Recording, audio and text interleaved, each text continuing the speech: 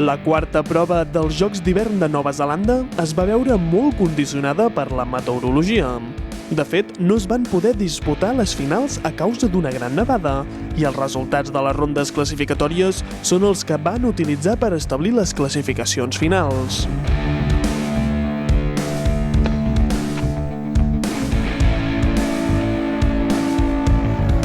Així, en esquí hi va haver una doble victòria neozelandesa, amb Luca Harrington dominant la categoria masculina i Ruby Andrews fent el mateix amb la femenina.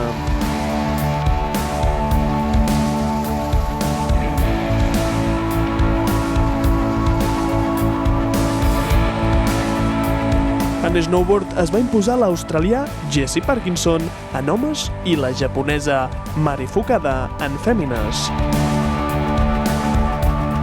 La cerimònia de lliurament de premis es va celebrar sota una intensa nevada. Now they are crowned. Please give it up one more time for your slopestyle women's